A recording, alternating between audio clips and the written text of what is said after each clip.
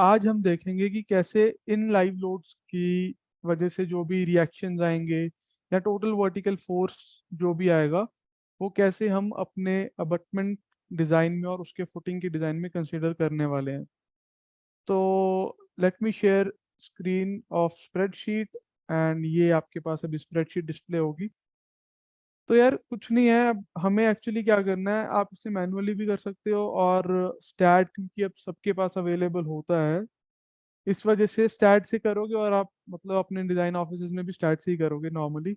Otherwise आप इस चीज़ को स्प्रेडशीट के फॉर्म में भी एक फॉर्मुलेट कर सकते हो, क्योंकि सिंपली सपोर्टेड बीम है, ज़्यादा कुछ कॉम्प्लेक्स फार्मूलाज लगने नहीं है, रिएक्शन एनालिसिस करना पड़ता है एक बार, उसके बाद मोमेंट्स निकालने पड़ते हैं जहाँ निकालने होते हैं। तो अगर आप इसे मैनुअली करते हो इन चीज़ों को, then you have to know the concept of moving loads, जो हमने अपने ग्रेजुएशन के टाइम पे 5 टिपिकल केसेस पढ़े हैं। जैसे अगर 2 कॉन्सेंट्रेटेड लोड्स मूव कर रहे हैं तो उसके बाद ये क्या होगा, उसके बाद कहाँ पे पोजीशन रखी जाए कि इनके वजह से मैक्सिमम बेंडिंग मोमेंट्स आए।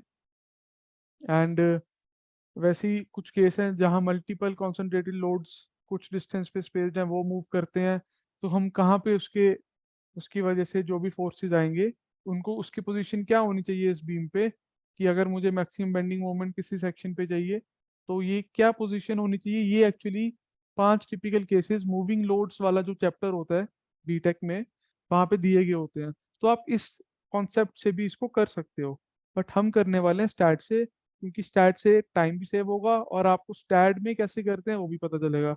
तो इस आज वाले लेक्चर का जो मेन मोटिव ये भी है कि जनरली ये एक हमारे साइकोलॉजिकली दिमाग में रहता है कि अगर यार हमने सुपर स्ट्रक्चर का एनालिसिस नहीं किया है तो हम कैसे उसका सबस्ट्रक्चर डिजाइन कर सकते हैं। वो बात एक जेन्युइन बात है, बट ऐसा जरूरी नहीं है। सब स्ट्रक्चर का डिजाइन सुपर स्ट्रक्चर के लोड्स के कारण होगा, बट इसके लिए आपको सुपर स्ट्रक्चर का पूरा एनालिसिस करना, उसको डिजाइन करना जरूरी नहीं है। क्योंकि आपके पास अगर देखो all at the end of the day आपको सबस्ट्रक्चर भी करना ही पड़ेगा। पहले अगर आप सबस्ट्रक्चर सॉरी सुपर स्ट्रक्चर भी करना ही पड़ेगा। इन केस आप पहले सुपर स्ट्रक्चर कर कर चुके हो, या मान लो सिमेट्रिकल स्पैन है बट आपका या मतलब आपने पहले भी वो सुपर स्ट्रक्चर किया हुआ है सेम साइज का, सेम स्पैन का, सेम कैरेज वे विड्थ का, इन that case you can use those results for your substructure design. But अगर आपके पास लेट्स से एक नया डिजाइन आया हुआ है जो आपने पहले कभी नहीं किया है, तो उसका सुपर स्ट्रक्चर आप डिजाइन करो और उसके बाद सबस्ट्रक्चर डिजाइन करो, तो ऐसा जरूरी नहीं है। मतलब कहने का मतलब ये है कि अगर आपके पास ऑलरेडी एक ग्रिलेज एनालिसिस पड़ा हुआ है और फिर आप उसका सबस्ट्रक्चर डिजाइन करते हो, तो डेफिनेटली मैं आपको 100% रिकमेंड करूंगा कि आप उस ग्रिलेज एनालिसिस से रिजल्ट्स लो और सबस्ट्रक्चर के लिए डिजाइन करो। बट अगर आपके पास ग्रिलेज एनालिसिस या सुपर स्ट्रक्चर एनालिसिस नहीं पड़ा हुआ है और फिर आप सोच रहे हो कि यार मुझे सबस्ट्रक्चर का टास्क दिया है लेकिन मैं अभी पहले सुपर स्ट्रक्चर का एनालिसिस करूंगा उसके बाद सबस्ट्रक्चर करूंगा, तो ऐसा जरूरी नहीं है। वो कैसे अभी आपको क्लियर होगा कैसे ये सब हम करेंगे इसको। तो कुछ नहीं करना है, हमने जो कल या लास्ट सेशन में अपने लाइव लोड के केसेस डिस्कस किए थे, अब उन्हें हमने मूव करना है अपने डेक स्लैब पे। और डेक स्लैब को हम कैसे सिमुलेट करेंगे स्टैड में, आज के सेशन में हम वो देखेंगे। फिर जिन लोगों को ऑलरेडी पता है कि स्टैड में लाइव लोड्स कैसे डिफाइन होते हैं उनके लिए ये एक रिपीट या मतलब हो सकता है कि एक और एक मोनोटोनस सी चीज बने, बट जिनको पता ही नहीं है उनके लिए बहुत इंटरेस्टिंग होने भी वाला है। और ऐसा नहीं है, आपको जिन लोगों को पीयर करने में दिक्कत आती है, पीयर के लिए लाइव लोड एनालिसिस करने में दिक्कत आती है, तो मैं इस वाले सेशन को इस तरह से कोरिलेट करूंगा कि हम भले ही अबटमेंट डिजाइन कर रहे हैं बट सेम फिलॉसफी पीयर्स पे भी एप्लीकेबल रहेगी for live load reaction analysis. अब एक और चीज आपको क्लियर कर दूं, क्योंकि हमारे स्ट्रक्चर में कोई कैप नहीं है, कैंटिलीवर कैप नहीं है फॉर एग्जांपल, जनरली पियर्स में ऐसे कैप होती है। Okay, so in that case अगर आप लाइन एनालिसिस करते हो ना, जो अभी हम करने वाले हैं, उसके बाद आपको फिर पूर्बन्स मेथड से यहाँ पे रिएक्शंस कंप्यूट करने पड़ते हैं कि इस गर्डर लोकेशन पे क्या रिएक्शन आएगा, इस गर्डर लोकेशन पे क्या आएगा, और अगर बीच में भी गर्डर है तो डिफरेंट डिफरेंट जैसे 1 2 3 4 एंड 5 लोकेशंस पे रिएक्शंस इंडिविजुअली क्या आएंगे वो जरूरी हो जाता है in case you have a peer cap. Why? Because the design of this peer cap, जो कि ये इधर एज अ कैंटिलीवर डिजाइन होगा या एज अ कॉर्बल डिजाइन होगा, डिपेंड करता है कि आपकी ये वाले डिस्टेंसेस कितने दूर पड़े हैं। ऐसा भी हो सकता है कि आउटर गर्डर के लिए ये एज अ कैंटिलीवर डिजाइन हो और इनर गर्डर के लिए, जैसे सेकंड वाले गर्डर के लिए, ये एज अ कॉर्बल डिजाइन हो। तो आपको दोनों में से जो भी मैक्सिमम रिजल्ट्स दे रहा है वैसी रिइंफोर्समेंट प्रोवाइड करनी पड़ती है, वैसी डिटेलिंग करनी पड़ती है। तो व्हाट आई मीन टू से इज कि in case you have a structure जहाँ पे पियर कैप्स हैं जो कि एज अ कैंटिलीवर या एज अ कॉर्बल डिजाइन होने वाली हैं, तो उनके लिए आपको ये पता होना चाहिए ना कि इस लोकेशन में मैक्सिमम रिएक्शन क्या आएगा, उसकी वजह से यहाँ पे मोमेंट्स डेवलप होंगे और ये वाला सेक्शन डिजाइन होगा। ओके। बट अगर आपके पास एक वॉल टाइप स्ट्रक्चर है, चाहे वॉल टाइप अबटमेंट है या वॉल टाइप पियर है, तो उसकी कैप यहीं पर होगी पूरी जितनी नीचे से वॉल आ रही है। तो इन दैट केस चाहे मैं उसको यहाँ रखूँ या यहाँ रखूँ, टोटल तो हर 1 2 3 4 ये टोटल मिला के इस टाइम पे नीचे जाएगा। अगर मैं इसको यहाँ से साइड से देखता हूँ तो यहाँ पे मैं चाहे कुछ भी रखूँ क्योंकि यहाँ कैप नहीं है, तो ये टोटल 1 2 3 4 जो भी जितने भी गर्डर्स पड़े हैं सबकी वजह से जो भी रिएक्शन आने वाला है वो एज इट इज नीचे ट्रांसफर होगा। तो in that case you don't have to either compute the individual reactions due to Kurbans method, or you don't have to go for Grillage analysis in this case where you have a wall type substructure with no cantilever or corbel caps। तो इसी philosophy को ध्यान में रख के अभी जैसे काफी लोग, जब हम इस सेशन स्टार्ट करने वाले थे, मुझे क्वेरीज आ रही थी कि हम पियर का डिजाइन करेंगे तो मुझे रिएक्शन चाहिए, तो वो कैसे करूं मैं बिना ग्रिलेज के? उसके लिए कुर्बन मेथड करना पड़ता है और वो डेफिनेटली सिर्फ पियर कैप के डिजाइन में काम आएगा। ओके। बट क्योंकि हमारे पास यहाँ अबटमेंट है और वो भी वॉल टाइप अबटमेंट है, तो हमारे केस में जरूरी नहीं है कि आपको रिएक्शन एनालिसिस इंडिविजुअल गर्डर्स का करना पड़े। हमारा मेन ऑब्जेक्टिव है, हमें बस क्या करना है, जैसे ही आपकी अबटमेंट होने वाली है, हमें इस बॉटम पे कितना फोर्स, वर्टिकल फोर्स कितना आ रहा है, कितना लॉन्गिट्यूडनल मोमेंट आ रहा है और कितना लॉन्गिट्यूड ट्रांसवर्स मोमेंट आ रहा है लाइव लोड की वजह से, बस यही कंप्यूट करना है। ठीक है। तो अब हम इसको करेंगे कैसे, हम इसको देखेंगे कैसे करेंगे अब लाइव लोड का एनालिसिस इंस्टेड। उससे पहले मैं आपको दिखाता हूँ वापस स्प्रेडशीट।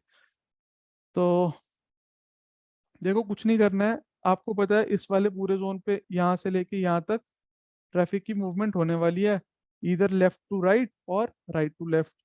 ठीक है। अब इसमें कुछ नहीं करना है, जैसे ये अप्रोच स्लैब है तो आपको स्टैट में मॉडल करनी है अप्रोच स्लैब से लेके, ये कुछ ज्यादा ही हाईलाइट हो रहा है, इसको थोड़ा लाइन विड्थ कम की जाए। आपको कुछ नहीं करना है, अप्रोच स्लैब से लेके डर्ट वॉल तक क्या डिस्टेंस बन रहा है वो डिनोट करना है। उसके बाद आपको पता है बेरिंग सेंटर से बेरिंग सेंटर तक ये लाइन मॉडल करनी है स्टैट में, और इसके बाद हम लाइव लोड डिफाइन करेंगे स्टैट में। वो हो सकता है आपके लिए एक नई चीज हो। और बस कुछ नहीं करेंगे, एक एक करके सारे लाइव लोड्स एक बार लेफ्ट टू राइट और एक बार मतलब रिवर्स पोजीशन करके या उल्टे एक्सल करके चला देंगे, ताकि कोई भी इफेक्ट ना चाहते हुए भी हमसे छूट ना जाए। अब ये आपको जो मैं बोल रहा हूँ हो सकता है आप कंफ्यूज हो जाओगे, बट जब हम करेंगे तो बहुत ही क्लियर होने वाला है। तो इसको हम करते हैं सबको पहले डिलीट। और अब आप मुझे बताओ, देखो हमें करना क्या है,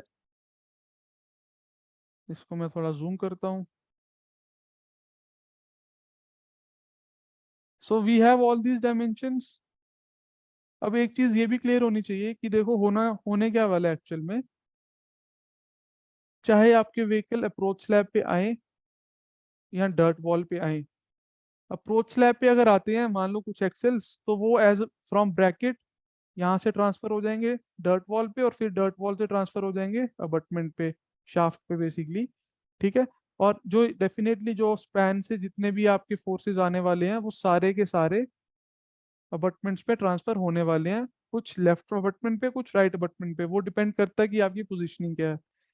तो काफी कंसल्टेंट्स की स्प्रेडशीट्स में जो चीज मैंने नोट की है वो ये की है कि वो काफी लोग ना जब अबटमेंट का डिजाइन होता है तो simply bearing centre to centre model करते हैं स्टैड में। जैसे हमारे केस में 14 मीटर्स है, तो वो 14 मीटर्स को मॉडल करेंगे स्टैड में, और थोड़ा सा जैसे जो भी एक्सपेंशन जॉइंट की वजह से ओवरहैंग आ रहा है वो भी कर सकते हैं। बस इतना ही मॉडल करेंगे और इसकी वजह से जो भी लाइव लोड की वजह से रिएक्शन आएंगे इस पॉइंट पे निकालेंगे और सिंपली लगा देंगे बेरिंग्स के ऊपर, and they will proceed with their live load analysis.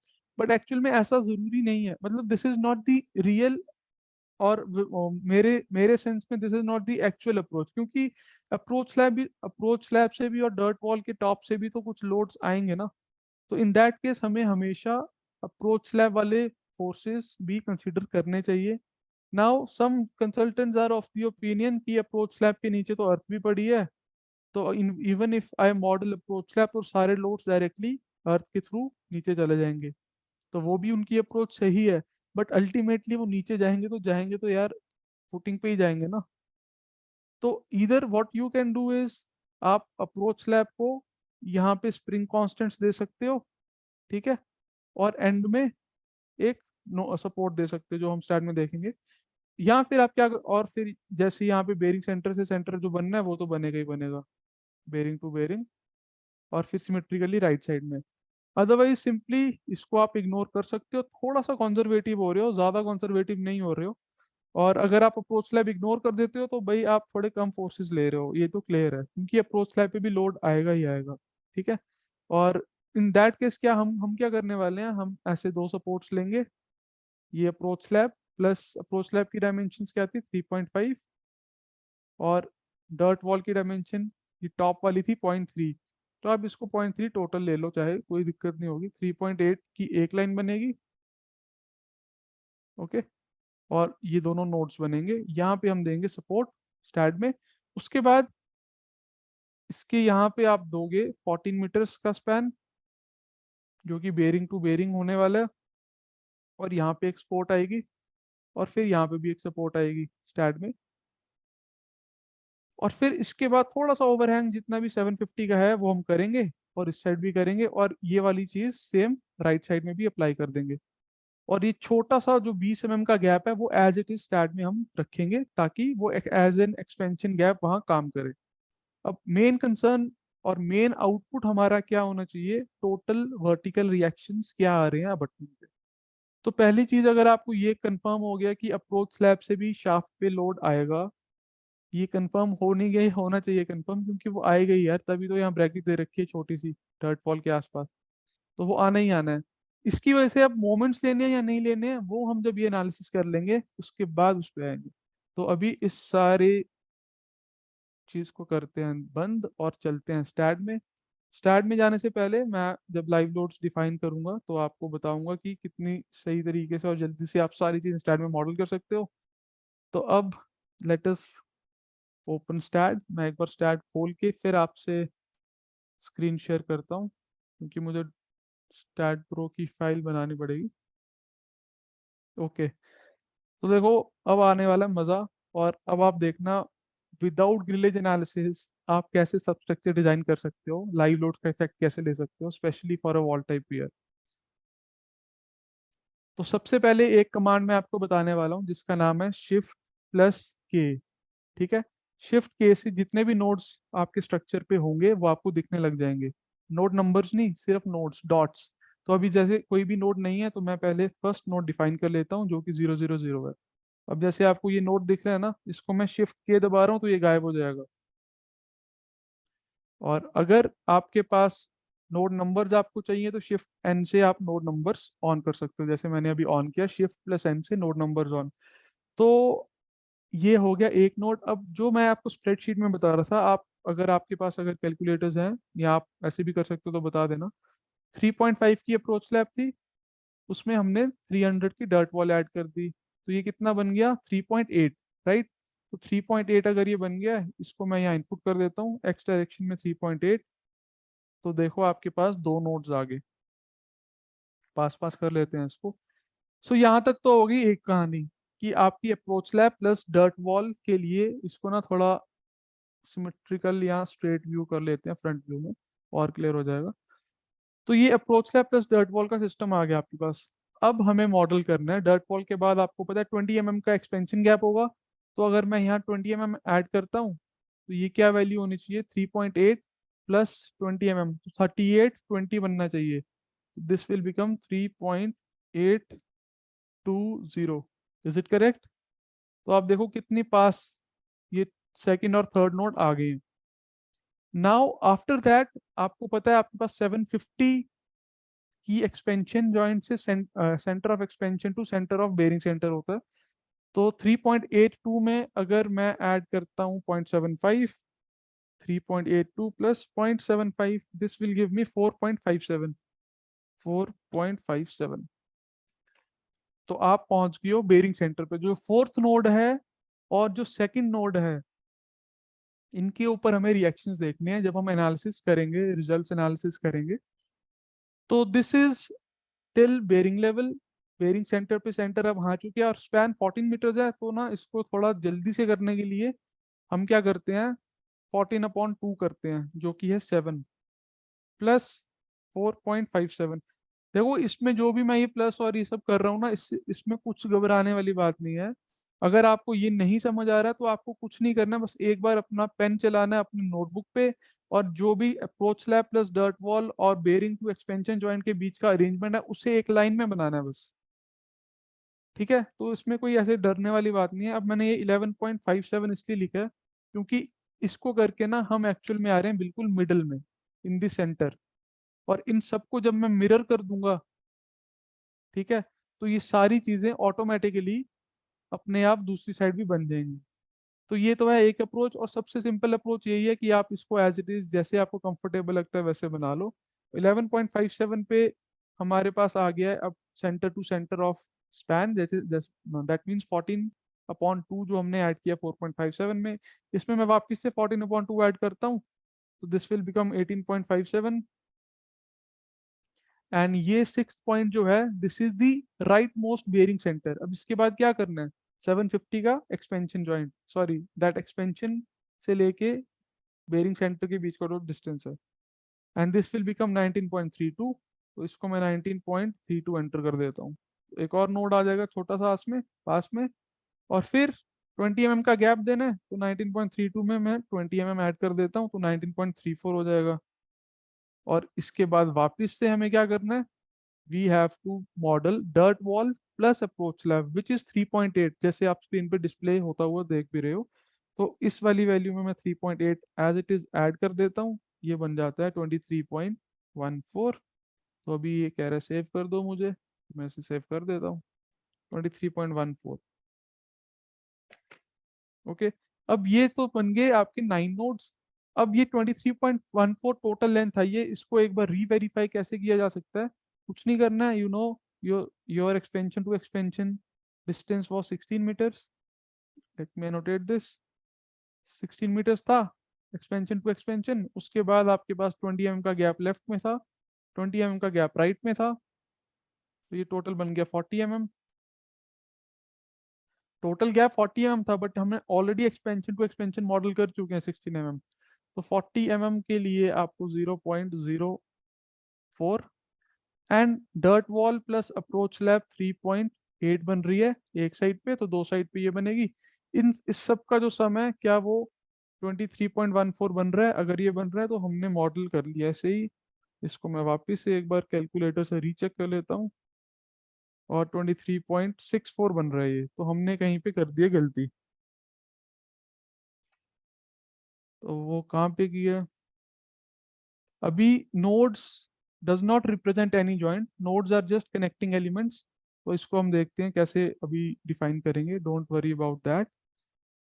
तो कोई बात नहीं, ये वाली फिगर जो आनी चाहिए वो भी नहीं आई है। जब हम इसको ज्वाइन करेंगे ना बीम्स को, तब हमें और क्लियर हो जाएगा। अब देखो, बीम ज्वाइन करने के लिए यहाँ पे कमांड होती है ऐड बीम। तो आप यहाँ पे जाओ और 1 से 2 को कनेक्ट कर दो। ये तो है एक अप्रोच, अदरवाइज आप सीधा यहाँ पे भी लिख सकते हो, 2 को 3 से कनेक्ट कर दो। ठीक है, बट हमें 2 को 3 से कनेक्ट नहीं करना है, वो हम बाद में डिलीट कर लेंगे।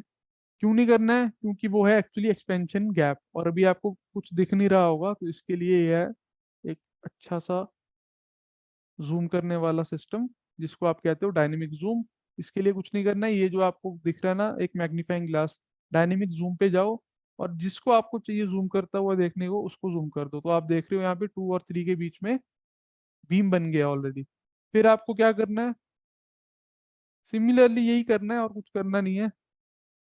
सिंक्रोनाइज होके आप इसको कर सकते हो 4 से 5, then you have to go for 5 to 6, और आपकी लाइन बन रही है साथ साथ में, तो ये आप वेरीफाई करते जाओ। अदरवाइज ये सारी चीज एक ही बार में स्प्रेडशीट में भी बन सकती है, कॉपी पेस्ट करो आपका मॉडल रेडी। बट मैं अभी आपको बिल्कुल बेसिक अप्रोच से बता रहा हूँ। And this is 8 to 9। ठीक है, तो सारी लाइंस बन गई हैं। अब एक बार इसको वेरीफाई करते हैं इसके डिस्टेंसेस, और डिस्टेंस नापने के लिए ये एक display node to node distance होता है। तो ये वाली वैल्यू है कितनी, 3.8, जो कि करेक्ट है। दूसरी साइड से देखते हैं ये कितनी है, ये भी 3.8। 4 से लेके 6 तक 14 मीटर्स का स्पैन था, ये भी सही है। और अब हम इसको मेजर कर रहे हैं जो कि है 750, ये भी सही है और ये भी सही है। अब ये जो कुछ ओवरलैप हो रही हैं वैल्यूज, ये कौन सी वैल्यूज हैं, ये एक बार कंफर्म करते हैं। क्या ये 20 mm ही है? यस, ये यहाँ वाला सही है। अब दूसरी वाली साइड का भी देख लेते हैं, क्या ये भी 20 mm है? तो ये भी 20 mm सही है। तो यार अगर ये सही है, फिर ये वाली वैल्यू गलत क्यों आ रही है ऊपर? टोटल 23.14 बन रहा है, तो 16 प्लस 20 mm दोनों साइड से, प्लस 3.8 इंटू 2, 23.64। और फिर ये वाली वैल्यू 23.14 क्यों बन रही है? ओके, तो 14.5 है, वो 14 नहीं है। Yes, correct. तो वापिस आना पड़ेगा स्टैट में। स्टैट आपको डिस्प्ले हो रहा है ना? तो 14.5 है ये वैल्यू, 14 नहीं है। तो इसे हम, अभी हमें कुछ हटाना वटाना नहीं है। बस एक और ट्रिक इसी से आपको पता चल जाएगी। 0.5 कम है, तो मैंने क्या किया, सारे नोड्स को जो इसके राइट में है सेलेक्ट कर लिया। F2 कमांड से मैं इसको मूव करूंगा टूवर्ड्स राइट साइड 0.5 से। और ये मैं करने वाला हूँ रिटेन कनेक्शंस के साथ। ओके, नो, तो बस 23.64 आ गया। अब खुश हो सारे? तो F2 कमांड जब आप दबाते हो तो मूव होती हैं सारी चीजें। और अगर मैंने जैसे इस 5 को मूव करना है, तो मैं इसको सेलेक्ट करूंगा, F2 को प्रेस करूंगा, तो ये डायलॉग बॉक्स खुल जाएगा। और इसके बाद जिस भी डायरेक्शन से आप देखो, लिखा ही है ना मूव एंटिटीज, जिस भी डायरेक्शन में, डिस्टेंसेस में मूव करना, तो ये हो जाएगा। अब 23.64 आ रहा है, और यही आना भी चाहिए था, तो now we are super happy. अब बस कुछ नहीं करना है, जो ये छोटे छोटे 2 और 3 नोड्स ओवरलैप कर रहे हैं ना, इसको आप कर दो डिलीट। डिलीट इसलिए करना है क्योंकि वहां पे एक्सपेंशन गैप है, वो हम एक्चुअल में भी खाली ही रहेगा। और हम इसको, ये वाला जो बीम मेंबर बना हुआ है, ये वाला छोटा सा, इसको कर देते हैं डिलीट। बीम ही डिलीट होना चाहिए। तो आप देख रहे हो अभी 2 और 3 के बीच में गैप है, and this is simulating your expansion joint. तो ये होगी एक चीज। सिमिलरली हमें इस चीज को करना है राइट साइड में भी डिलीट। स्टैट अगर किसी ने नहीं चलाया है, तो बहुत इजीली चला सकते हो। इसके लिए आपको कुछ भी पहले आना नहीं चाहिए। और मैं तो, जो बीटेक के स्टूडेंट्स हैं, इनफैक्ट जो मास्टर्स के भी स्टूडेंट्स हैं, अगर वो अपने न्यूमेरिकल्स जो हैं वो स्टैड में भी वेरीफाई करना चाहें, तो वो कर सकते हैं इजीली। अब आपको कुछ भी नहीं करना है। पहली चीज, नोड्स जो ये बने हैं, ये कोई भी जॉइंट पॉइंट डिफाइन नहीं करते हैं, ये सिर्फ कनेक्टिंग मेंबर्स हैं। नोड्स बनाने का मतलब यही है कि इन सारी लोकेशंस पे आपको डायरेक्ट टेबल्स में वैल्यूज मिलेंगी। अब असली काम आता है सपोर्ट्स साइन करने का। ठीक है, तो आपको पता है अभी 4 से लेके 6 तक ये वाला जो डिस्टेंस है, ये होने वाला है 14.5। तो हमें यही यही बेरिंग सेंटर भी है, तो एटलीस्ट 4 और 6 पे तो सपोर्ट देनी ही देनी है। तो हम इसको डिफाइन करते हैं सपोर्ट से। और मैं अभी चैट बॉक्स में पढ़ रहा था फिक्स्ड बट दे के, और ये सारी चीजें देखो, अब आपका दिमाग चले गया उस कर्व बीम की तरफ। वापस आ जाओ, इस चैट बॉक्स को अभी थोड़ा इग्नोर करो, फिर हम किसी दिन करेंगे डिस्कशन चैट में उसकी भी बात। तो फिक्स्ड बीम को मैं ये बताने वाला हूँ कि सपोर्ट आप फिक्स्ड बट से भी दे सकते हो, और अदर जो नॉर्मल जिससे देते हैं उससे भी दे सकते हो। आपको पता होना चाहिए आपका पर्पस क्या है। आप यहाँ पे बेरिंग डिजाइन नहीं कर रहे हो अभी, आप सिर्फ रिएक्शंस लेना चाहते हो। तो अब हम सपोर्ट्स डिफाइन करते हैं फोर्थ और इस पे। अब मुझे यहाँ सपोर्ट्स के लिए यहाँ जाना पड़ेगा, क्रिएट सपोर्ट करो। तो यहाँ तरह तरह के ऑप्शंस हैं। जब आप प्लेट मॉडलिंग करोगे, या जब आप राफ्ट फाउंडेशंस देते हो, तो आप यहाँ से एज अ प्लेट मटेरियल करके modulus of elasticity, sorry subgrade modulus concrete, soil और कंक्रीट के बीच में फॉर्मूला से आता है एक, वो आप यहाँ दे सकते हो, और आप राफ्ट को डायरेक्ट मॉडल कर सकते हो। अदरवाइज जनरली हम पिन सपोर्ट दे रहे हैं हमारे स्ट्रक्चर में, और भी इसमें ऑप्शंस होते हैं डिपेंडिंग अपॉन आप क्या चीज एनालाइज करने वाले हो। तो हमारे काम की चीज फिक्स्ड बट रहने वाली है, या पिन रहने वाली है। और फिक्स्ड बट आप तब दिया करो जब आप क्लियर हो कि ये वाली बेरिंग्स पे मैं ट्रांसवर्स डायरेक्शन रिस्ट्रेन करूंगा, खास कर जब पॉट पीटीएफ बेरिंग्स आती हैं स्ट्रक्चर्स के नीचे, तब आप फिक्स्ड बट देके उसको सिमुलेट कर सकते हो। और फिर आप जब कलवर्ट्स डिजाइन करते हो एक 4 मेंबर स्ट्रक्चर क्लोज्ड बॉक्स में, तब भी आप फिक्स वर्ड देते हो। बट हमारा काम अभी पिन से ही चल जाएगा, और हम अभी पिन ही देने वाले हैं। इसको करते हैं ऐड, और सपोर्ट नंबर 4 को और सपोर्ट नंबर 6 को पहले हम असाइन कर देते हैं, जिससे हमारा 50% काम हो जाएगा। तो आप देखो यहाँ सपोर्ट्स लग गई हैं, इसमें कुछ मुश्किल है नहीं। नोड नंबर तो चलो बाद में बंद करते हैं। 4 और 6 जो बेरिंग सेंटर टू सेंटर 14.5 है, वहां पे लग गई है सपोर्ट्स। अब हमें सेम सपोर्ट्स 2 पे भी देनी है, जो आपका डर्ट वॉल का फेस है, और यहाँ से 7 नंबर पे भी देनी है, 7 पे नहीं 8 पे देनी है। 2 और 8, तो इसको भी आप दे सकते हो। करेक्ट। तो आप अब इसको आप और भी बड़ा करके देख सकते हो कि यार सही लगी है सपोर्ट से या नहीं। वही डायनेमिक जूम पे जाओ और देखो, सिर्फ 2 पे सपोर्ट लगी है, 3 पे सपोर्ट नहीं लगी है। आपको छोटा वाला डायलॉग बॉक्स डिस्प्ले हो रहा है कि बड़ी वाली स्टैट की मेन स्क्रीन डिस्प्ले हो रही है? मेरे अकॉर्डिंग तो होना चाहिए। तो ठीक है, 2 यहाँ पे डर्ट वॉल एंड हो रही है, 3 और 2 के बीच में एक्सपेंशन गैप है, इस वजह से ये छोटा सा माइन्यूट सा डिस्टेंस आपको दिख रहा है। और 4 तो बेरिंग सेंटर है ही। सिमिलरली यहाँ पे भी एक बार क्रॉस वेरीफाई करना इंपॉर्टेंट है, 7 और 8 के बीच में। हाँ, 8 वाली साइड पे लगनी चाहिए थी, 7 वाली पे नहीं लगनी चाहिए थी, क्योंकि 6 और 7 के बीच में एक्सपेंशन गैप है, और ये 750 होना चाहिए, तो ये 750 है। तो ये सारे एक बार देखो, एनालिसिस करने से पहले ना क्रॉस वेरीफाई जरूर किया करो। मैं ग्रिलेज वाली सीरीज में भी बहुत बार कहा है कि हम सारा काम कर लेते हैं, एनालिसिस भी कर लेते हैं, फिर एक चीज रह जाती है बिल्कुल छोटी सी, और फिर दुख होता है कि यार वापस से करना पड़ेगा। हालांकि उससे हो सकता है ज्यादा बड़ा फर्क नहीं पड़े, बट ये कुछ चेक्स हैं जो आपको मॉडल करने के बाद करने ही चाहिए। और अब हम आने वाले हैं वापस लाइव लोड की डेफिनेशन पे। तो यहाँ तक आपका बन गया मॉडल। अब आप इस पे प्रॉपर्टी भी दे दो। प्रॉपर्टी अब देखो, जब जब भी आपने कभी सिंपली सपोर्टेड बीम डिजाइन किया या एनालाइज किया अपने कॉलेज के टाइम पे, या अभी भी करते हो, या फिर उसकी वजह से जो रिएक्शंस आने वाले हैं, या मतलब जैसे रिएक्शंस अगर आएंगे एक यूडीएल के लिए, तो WL/2 आ जाएगा। और बेंडिंग मोमेंट अगर आने वाला है, तो वो WL²/8 आ जाएगा। ठीक है। क्या इसमें किस टाइप का आपने बीम लिया है, क्या आपने एक आई बीम लिया है, क्या आपने डेक स्लैब ली है, क्या आपने प्लेट गर्डर ली है, उसका कोई रोल नहीं है। तो ये मैं आपको इसीलिए बता रहा हूँ कि जनरली काफी टाइम पे क्या करते हैं हम सब, कि हम ना बहुत ज्यादा ऐसे, मतलब हम सोचते नहीं है, बस प्रोसेस करने लग जाते हैं कि यार ये वाला स्टेप हो गया, ये वाला हो गया, ये वाला हो गया, सपोर्ट्स दे दी, प्रॉपर्टीज देनी है, अब क्या देनी है, मैं उसके लिए मुझे सेक्शन पता होना चाहिए ऐसे बल्ब का, या जो भी आपके पास पूरा ये आई बीम बनेगा। तो ऐसा जरूरी नहीं है, क्योंकि आपको ये पता होना चाहिए आपको आउटपुट क्या चाहिए। आउटपुट हमें चाहिए रिएक्शन सिर्फ, उसमें इसका कोई रोल नहीं है, इस वाले सेक्शन का। तो अगर आप इसको कुछ भी प्रॉपर्टी दे दोगे इन पूरे बीम्स को, तो आपके रिएक्शंस एनालिसिस में कोई भी फर्क नहीं आने वाला है, क्योंकि ये एक प्लेनर मॉडल है। लेकिन जब आप रिलेज एनालिसिस करोगे और वहां पे आपने ये बात दोहरा दी, तो फिर आपको कुछ मतलब फिर आपको कोई रिजल्ट सही मिलेगा नहीं। तो वहां सारा खेल है distribution from lower stiff member to a higher stiff member. तो लोअर स्टिफ मेंबर आपकी डेक स्लैब है, क्योंकि उसका मोमेंट ऑफ इनर्शिया सबसे छोटा होगा। और हायर स्टिफ मेंबर आपका वहाँ पे एक गर्डर बीम या जो भी उसका सब सुपरस्ट्रक्चर का मेन पार्ट है वो पड़ा होगा। तो लोअर स्टिफ मेंबर से हायर स्टिफ मेंबर पे हमेशा लोड डिस्ट्रीब्यूट होते हैं, not only in grillage but generally as per physics. तो इसको मैं करता हूँ वापस से बंद।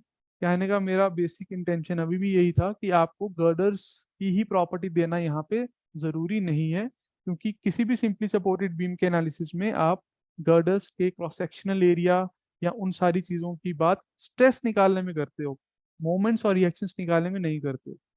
मैं यहाँ पे प्रॉपर्टी असाइन कर देता हूँ, तो आप मन से कुछ भी प्रॉपर्टी दे सकते हो। मैं अभी के लिए 1 बाय 1 दे रहा हूँ, एंड इसको करते हैं ऐड, और सारे ही स्ट्रक्चर को कर देते हैं असाइन।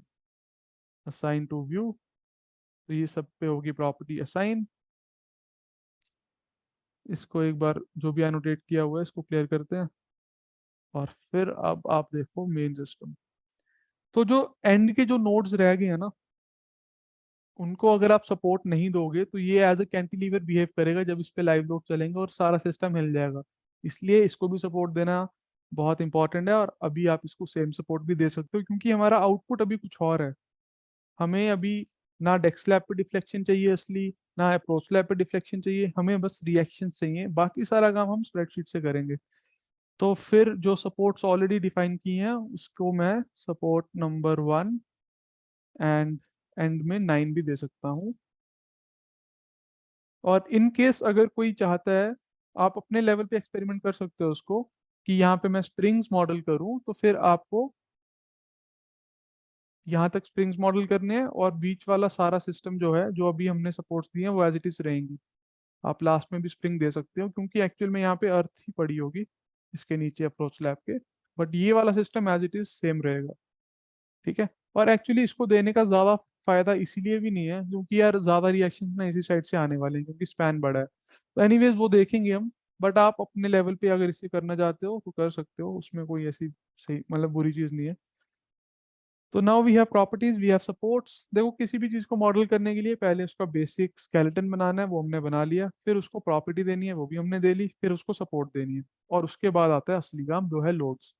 तो अब स्टैट के अंदर एक प्रोविजन है लोड्स डिफाइन करने की। तो यहाँ से ये शॉर्टकट्स ना एक्चुअली मुझे याद हो गए हैं, बट काफी लोग लेफ्ट में जो ये डायलॉग बॉक्स दे रखे हैं यहाँ से भी जाते हैं।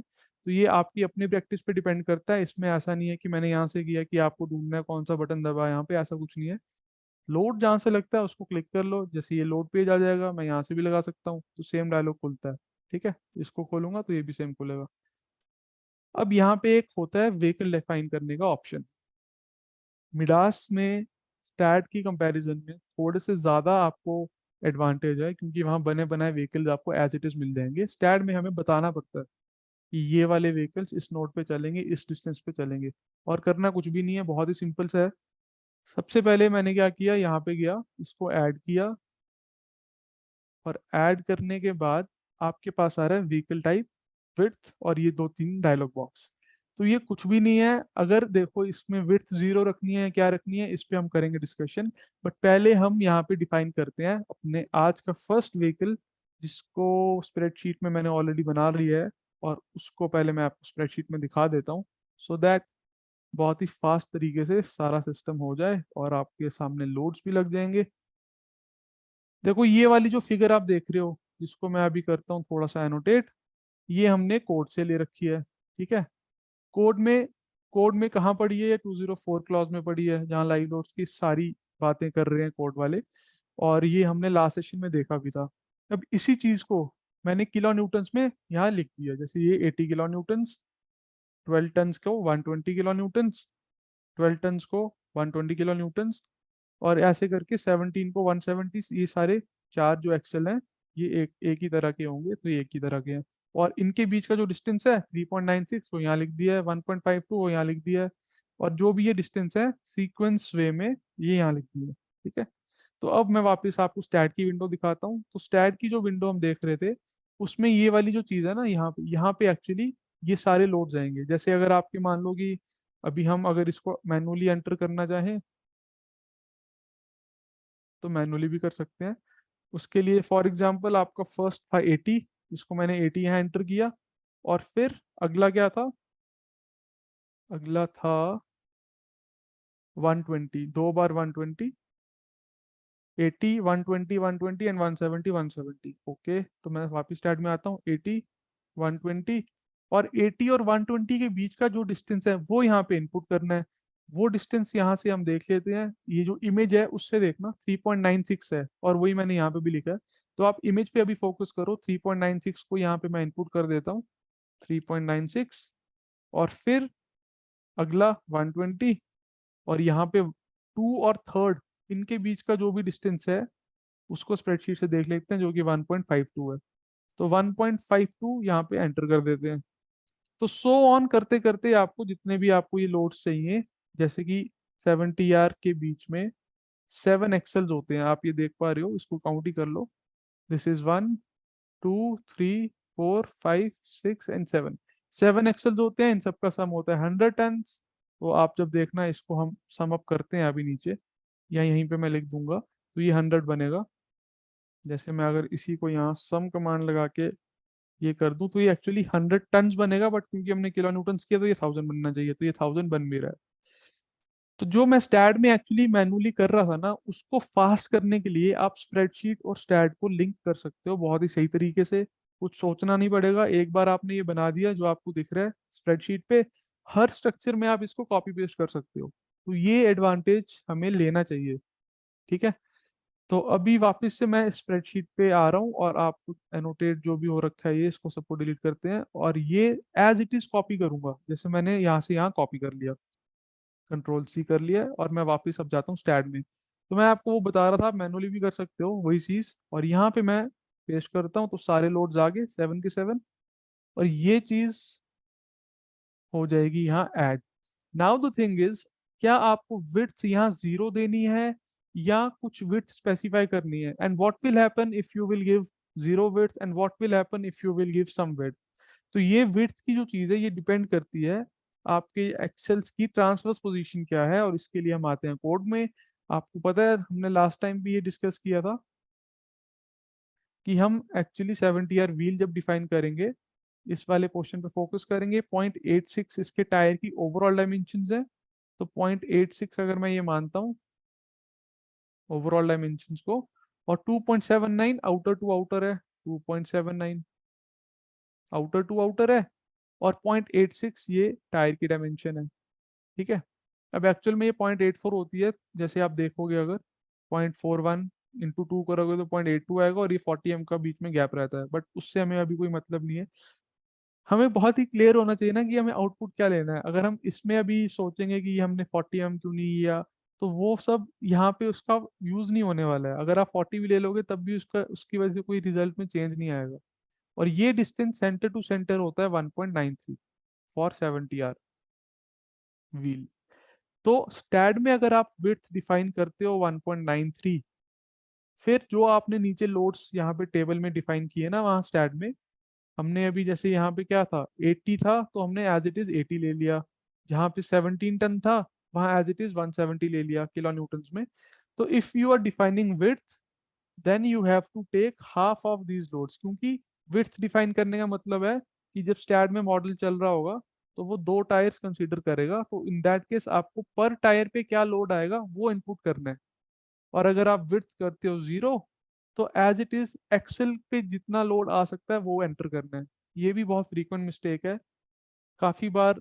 मतलब मैंने देखा है ना अपने जूनियर्स को और अपने साथ जो काम करते हैं, मैं भी एक्चुअली स्टार्टिंग में यही चीजें करता था, तो उसमें काफी टाइम फिर ना बाद में ऐसे दुख होता है कि यार ये सब क्या कर दिया। तो इसीलिए आपको क्लियरली बता रहा हूँ, स्टैट में ये वाली जो वैल्यूज हैं, अगर आप यहाँ पे आप दे भी सकते हो नहीं भी दे सकते हो, कुछ फर्क नहीं पड़ेगा। जब आप ग्रिलेज एनालिसिस करते हो तो मेरी 100% रिकमेंडेशन है आप हमेशा यहाँ पे विड्थ डिफाइन करो, जो भी axle to axle sorry wheel to wheel width आती है in the transfer direction. But for line model it will not have any difference. तो if you are defining width तो ये 80 की जगह 40 लिखोगे, 60 120 की जगह 60 लिखोगे, 80 की जगह 40, इसकी जगह 160 एंड सो ऑन। मतलब आपको हाफ करना है, 160 नहीं यार 60, और इसको फिर आपको हाफ करना है सबको अगर यहाँ विड्थ दे रहे हो। अब हम यहाँ विड्थ नहीं दे रहे हैं तो इसीलिए हम यहाँ पे पूरा का पूरा एक्सेल लेंगे, क्योंकि उससे कुछ फर्क नहीं पड़ने वाला है हमारा जो आउटपुट है उस पर। तो इसको मैं कर देता हूँ ऐड।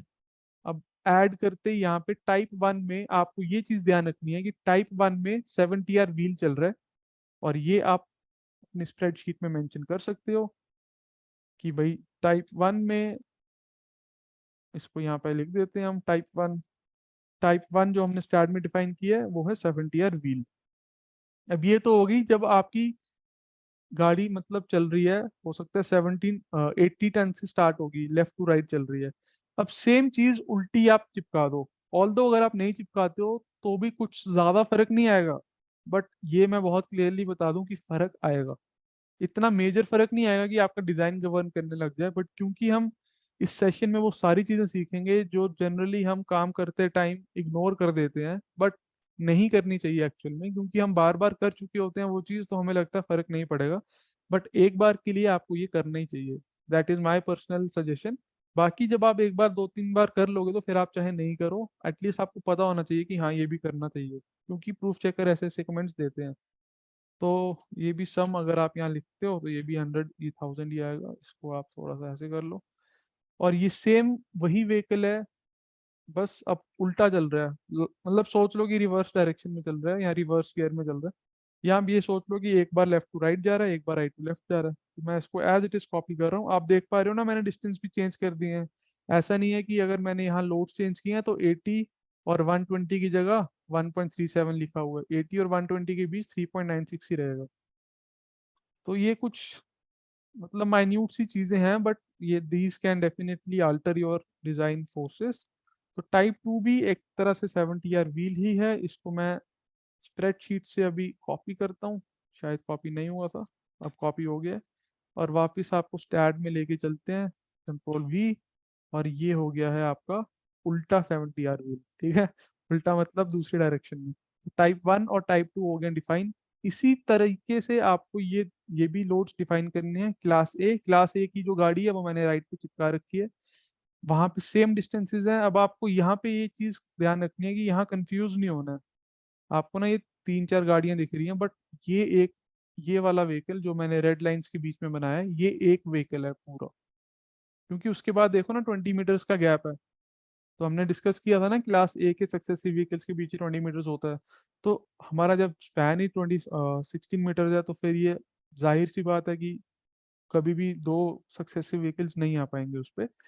तो काफी चीजें फास्ट और सिंप्लीफाई करने के लिए मैंने यहाँ पे ऑलरेडी इनपुट किया हुआ है, और इसमें कुछ रॉकेट साइंस नहीं है, वही किया हुआ है जो यहाँ लिखा हुआ है फिगर में। तो इसको मैं कर रहा हूँ अब कॉपी, Ctrl+C, एंड वापिस चलते हैं हम स्टैट में। स्टैट कहाँ चलेगा, यहाँ। तो वापस इसको ऐड करते हैं और टाइप 3। जब जिसने तो लाइव लोड कभी चलाया नहीं है, एनालिसिस के बाद जब वो लाइव लोड चलता हुआ देखेगा ना, तो उसको तो वैसे फील आ जाएगी। और जिसने पहले भी चलाया हुआ है, अब रिजल्ट्स कैसे लेने हैं इसके रिएक्शन से, जब वो देखेगा तो उसको तब फील आएगी। तो लेकिन फील सबको आएगी, ये बात तो गारंटी है। तो मैंने यहाँ पे अब देखो विड्थ 0 ही रखी हुई है, इस वजह से मैं as it is same axle loads ले सकता हूँ, मुझे कुछ भी हाफ नहीं करना है। तो ये हो गया टाइप 3, और आपको स्प्रेडशीट में ये मेंशन कर लेना चाहिए कि ये टाइप 3 में मैंने डिफाइन किया। हालांकि इससे ज़्यादा फर्क नहीं पड़ेगा, but just for the sake of no confusion, तो यहाँ मैंने टाइप 3 इसको लिख दिया। और यहाँ टाइप 4, इनफैक्ट काफ़ी बीटेक में स्टूडेंट्स में ना स्टैट के नाम से डरते हैं कि पता नहीं क्या होता होगा उसमें। ऐसा है ही नहीं यार कुछ। आप सोचो, जब आप कभी सिंपली सपोर्टेड बीम पढ़ रहे थे अपने कॉलेज टाइम पे, और कोई आपको बता देता कि स्टैट में मॉडल करके देख, सेम बेंडिंग मोमेंट आता है जो तेरे क्वेश्चन में है, तो आप सारा काम ही स्टैट में करने लग जाते। सारी असाइनमेंट स्टैट में कर देते। बस थोड़ा सा ऐसे मतलब पेज बढ़ जाए, वहां से कैलकुलेशंस कर देते हाथ से, लेकिन आपके पास ऑलरेडी मोमेंट्स, ऑलरेडी रिएक्शन, सारा कुछ होता, बीएमडी भी सारे बने हुए होते। बट कोई बताएगा तभी तो करोगे, यही तो दिक्कत है। एनीवेज, टाइप 4 पे आते हैं। इसमें भी कुछ नहीं करना है। वापस जाते हैं स्टैट में, ऐड करते हैं टाइप 4 वाले लोड्स, बिल्कुल रिवर्स मोड पे चला देते हैं। और यहाँ कर देते हैं इसको ऐड। और ये हो गया आपके टाइप 4। और एक चीज और जो मैं आपको बताना चाह रहा हूँ, कि इसका जो सम होता है क्लास ए का, वो जनरली 556 या 554 होता है। अभी देख लेते हैं, यहाँ सम कमांड लगी हुई है। तो ये सम कमांड से 527 कैसे आ गए? अच्छा, ऊपर वाला आया नहीं, ओके। तो देखो 554 किलो न्यूटन आ रहा है, जो मैं आपको बता रहा था। और यहाँ पे वापस से 554 आ रहा है। This is also okay. Yes, 55.4 ton, correct. तो टाइप 4 तक सारा डिफाइन हो गया। अभी तक आपको लगा कि मतलब इसमें कुछ रॉकेट साइंस की है हमने? Just we should know how to proceed. और जिसने स्टैट अभी तक नहीं भी चलाया, उसके लिए भी कुछ ऐसा मुश्किल नहीं है यार। ये एक बार आपको पता होना चाहिए ना कि करना क्या है बस। अब बात आती है 70R ट्रैक की, जिसको तोड़ने में आता है मजा। 70R ट्रैक का आप प्लान देखो। आपको अभी अगर स्प्रेडशीट डिस्प्ले हो रही है, एक बार प्लीज मुझे कंफर्म करना, कहीं मैं स्टैट में ही ना बता दूं सारा कुछ। तो प्लान में 4.57 इज इट्स टोटल डायमेंशन। और जैसे मैंने आपको बताया था, इसको आप एज अ मिलिट्री टैंक भी समझ सकते हो। अब इसको स्टैट में कैसे लगाया जाए? कुछ नहीं करना है, आपकी मर्जी है। आप इसको अगर 20 पार्ट्स में तोड़ोगे, तो यहाँ पे अकॉर्डिंगली, जैसे अगर मैंने इसको 20 पार्ट्स में तोड़ा, एक पूरे व्हील का है 70 टन, तो 70/20 हो जाएगा। और इंडिविजुअल पे 35 किलो न्यूटन का फोर्स आ जाएगा। और जैसे ये जो आपको 0.508 दिख रहा है, ये बेसिकली 19 टाइम्स जाएगा नीचे, ठीक है। अब अगर आप इसको तोड़ोगे 10 पार्ट में, तो 70 टन को अगर मैं 10 में तोड़ूंगा तो 7 टन पर छोटे छोटे, जैसे कि हमने कुछ नहीं किया, हमने ना मल्टीपल, इसको हमने मल्टीपल एक्सेल्स में तोड़ दिया, बस ये है। जैसे जो 70 व्हील था उसमें ऐसे थे ना, 2 एक्सेल यहाँ पड़े हैं, फिर कहीं कुछ कहीं पड़ा है, और फिर कहीं कुछ कहीं पड़ा है, ऐसे करके। तो ये स्पेसिंग अलग अलग थी सबके बीच की। बट हमने इसको सेम स्पेसिंग में 70 ट्रैक को सिमुलेट करने के लिए सेम स्पेसिंग दे के एटलीस्ट 10 पार्ट्स में तोड़ दिए। 10 पार्ट्स में तोड़ देते हो मोर देन सफिशियंट है। तो कुछ नहीं करना है, आपको पता ही है इस पे 700 का टोटल लोड होता है, क्योंकि आपको यहाँ दिख ही रहा है 35 टन इस इमेज में। 35 टन और 35 टन टोटल 70 टन हो गया। 70 टन का मतलब है 700 किलो न्यूटन। अगर मैं यहाँ पे 700 अपॉन 10 करता हूँ अगर, तो क्या वैल्यू आनी चाहिए? 70। 700 अपॉन 10, यस, अब सही है। 700 अपॉन 10 आना चाहिए 70। ओके, अब इसमें कैच ये है कि अगर ये 70 आना चाहिए और ये 4.57 है, 10 पार्ट्स में तोड़ रहा हूँ, तो क्या ये 0.45 नहीं आना चाहिए? 0.5 कैसे आ रहा है? तो यहाँ पे एक छोटा सा मिसकंसेप्शन रहता है हमेशा, तो वो ये है कि अगर आपके पास, आप इसको 3 पार्ट्स में तोड़ते हो, तो ये जो भी डिस्टेंस आना है 4.57, अगर, तो इसके 2 पार्ट होंगे ना इस डिस्टेंस के, 1 और 2। समझ आई ये चीज? अगर आपने 3 लोड्स में तोड़ा है इसको, 3 लोड्स में, 3 वर्टिकल एक्सल लोड्स में तोड़ा है, तो आपको 2 से डिवाइड करना है डिस्टेंस। अब हमने तोड़ा है उसको 10 पार्ट में, ऐसे ऐसे करके टोटल 10 में, तो ये टोटल डिस्टेंस जो आ रहा है इसको हमने 9 से डिवाइड करना है। ये भी बहुत बड़ी एक सिली एरर है जो काफी लोग करते हैं। मैंने भी बहुत बार की है। और फिर मैं, जैसे जो मैं आपको ये सम करके दिखा रहा हूँ ना, एक्चुअल में इसका बेसिक इंटेंशन यही था। ये जो आप सम देख रहे हो रेड में, ये भी सम देख रहे हो, कि अगर मैं इसको पॉइंट उसमें तोड़ देता हूँ 0.457 में, तो मेरे दिमाग में यही रहेगा ना कि स्टैट में मेरे को ये फॉर्मेट बनाना है, तो ये लोड 700 से ज़्यादा आ जाता है इन दैट केस, और मेरी क्रॉस वेरिफिकेशन हो जाती। इस वजह से मैं ये सम करके आपको दिखा रहा हूँ। और यहाँ पे आप देख रहे हो, इसको अगर मैं 4.57/9 करता हूँ, तो वैल्यू आती है 508। ठीक है, तो इसी को मैंने यहाँ पे कॉपी किया हुआ है और कुछ भी नहीं है। तो इससे डरना नहीं है। और ये 560 इसलिए आ रहा है क्योंकि ऊपर वाले 2 लोड्स नहीं इसमें इंक्लूडेड है। अब ये 700 आ रहा है। अब टाइप 3 ट्रैक जो है, इसको आपको रिवर्स गियर में डाल के चलाने की जरूरत नहीं है, क्योंकि इसमें सारे ही एक्सेल सिमेट्रिकल है। तो इसको आप एज इट इज वहां पे कर दो पेस्ट। वापिस से एक बार ऐड करो। टाइप 5 है। अब यहाँ पे भी विड्थ इज 0, तो हमें कुछ भी हाफ या सब्ट्रैक्ट, मतलब डिवाइड नहीं करना है। तो ये भी आपके पास टोटल आ गया। अब एक्चुअल में आपके सारे लोड्स हो गए हैं, बट कोई भी भेदभाव ना करते हुए, ये जो छोटा सा आप लोड देख रहे हो अभी, ये वाला, इसको मैं हाईलाइट कर रहा हूँ रेड कलर से। ये वाला लोड 70 बोगी जिसको कहते हैं, 40 टन का टोटल लोड होता है। इसको भी हम सिमुलेट कर ही लेते हैं, क्योंकि कुछ टाइम नहीं लगने वाला है एनालिसिस में भी। सिंगल लाइन मॉडल है, बिल्कुल टाइम नहीं लगेगा। तो इसको भी सिमुलेट करने के लिए मैंने एक्चुअली ऑलरेडी बना रखा है वहां पे, बस कॉपी ही करना है। और ये आप एक बार लिख दो, टाइप 5 है।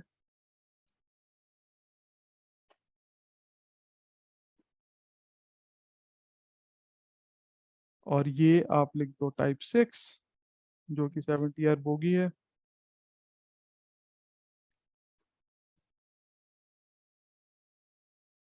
अगर किसी ने गर्डर प्लस बीम की डेक स्लैब पे भी डिजाइन की है, तो 70 बोगी से ही वो डिजाइन होती है। तो ये चीज आप जब करोगे तो आपको पता ही होगी। तो इसमें देखो, इसमें ऑलरेडी मैंने 1.22 की स्पेसिंग ले रखी है और टाइप 6 है। अब इसको भी रिवर्स मोड पे चलाने का कोई फायदा नहीं है, क्योंकि ये ऑलरेडी वही वैल्यूज देगा, क्योंकि सिमेट्रिकल है। तो इसको वापस से स्टैट में जाके फटाक से यहाँ पे करो पेस्ट, और आपके सारे के सारे लोड्स हो गए डिफाइन। अब आपको ये दिखेंगे ही नहीं, अभी दिखेंगे नहीं, बस अभी डिफाइन हुए हैं। नेक्स्ट सेशन में हम डिसाइड करेंगे लोड जनरेशन कैसे निकालने हैं, कितने लोड नंबर्स आपको देने हैं, और कैसी सारी चीजें इस पे चलने वाली हैं। और फिर हम आगे प्रोसीड करेंगे कि क्या हमें 2 और 4 पे ही रिएक्शंस लेने हैं या 1 2 4 पे लेने हैं, या मतलब कहाँ कहाँ रिएक्शंस लेने हैं for our abutment design and footing design. तो ये आज का सेशन एक्चुअली एक प्रीलिमिनरी सेशन है, just to get you guys aware कि कैसे लाइव लोड्स डिफाइन होते हैं, और बिना ग्रिलेज के लाइव लोड एनालिसिस से ही आप सबस्ट्रक्चर डिजाइन कर सकते हो। इसके इस मतलब डायरेक्शन में ये फर्स्ट स्टेप था।